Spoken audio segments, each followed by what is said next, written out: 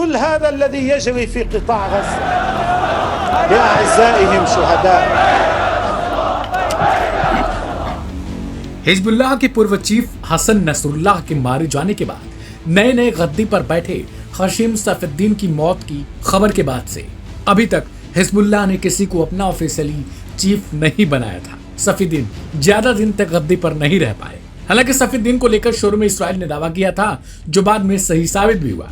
ऐसे में सवाल था कि अब हिजबुल्लाह का नया चीफ किसे बनाया जाएगा। लिहाजा अब हिजबुल्लाह की तरफ से इसकी आधिकारिक पुष्टि भी की जा चुकी है। नईम कासिम को यह जिम्मेदारी सौंपी गई। इससे पहले नईम डेप्यूटी चीफ हुआ करते थे। वल्मुजाहिदीन मा कुंत तुताबिउहु अय्युहल अमीन। हालांकि अब हिजबुल्लाह को चोट पहुंचाना इजराइल के लिए पहले जैसा नहीं रहा। 5 अक्टूबर के बाद से हिजबुल्लाह ने इजराइल पर जबरदस्त हमले किए, चाहे वो नॉर्थ इजराइल का हाइफा शहर हो या फिर बिन्यामिना आर्मी बेस हो। इन हमलों ने इजराइल को सहमा कर रख दिया।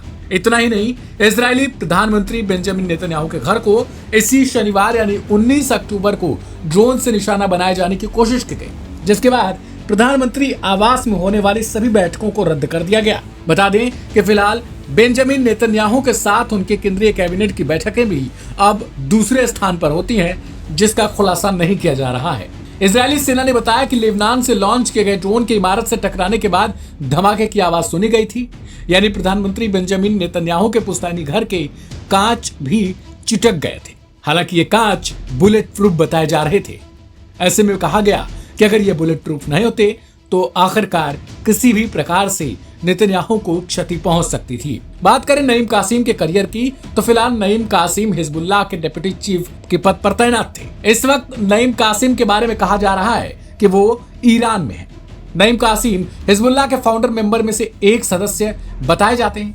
हसन नसरुल्लाह की मौत के बाद कासिम ने तंजीम में अहम किरदार निभाया था। उनकी सियासी सरगर्मी लेबनान के शिया अमल आंदोलन से शुरू हुई थी, लेकिन 1989 में ईरान के इस्लामी रेवोल्यूशन के बाद नईम कासिम अमल मूवमेंट छोड़ दिए और हिजबुल्लाह का हिस्सा बनाए गए। नईम कासिम को बताया जाता है कि वो एक शिया आलिम दीन है और लेबनान की सियासत में हिजबुल्लाह के पार्लियामेंट्री इलेक्शन कमेटी के कोऑर्डिनेटर भी बनाए गए थे। जिस तरीके से इजराइल लेबनान में आक्रामक हुआ है और हिजबुल्लाह भी सीधी लड़ाई में उतर चुका है, उससे नईम कासिम की सुरक्षा को लेकर भी हिजबुल्लाह के भीतर भी चिंता जताई जा रही थी। लेकिन अब नईम कासिम को ईरान पहुंचा दिया गया है। पहले तो ये कहा जा रहा था कि इजराइल की तरफ से लगातार किसी भी प्रकार से नईम कासिम को निशाना बनाए जाने की कोशिश थी, जिसके बाद हिजबुल्लाह ने खुद ही नईम कासिम को ईरान में ठिकाने लगा दिया। लेकिन अब कासिम के ईरान आ जाने से ये लड़ाई अपने आप में आगे बढ़ चुकी है।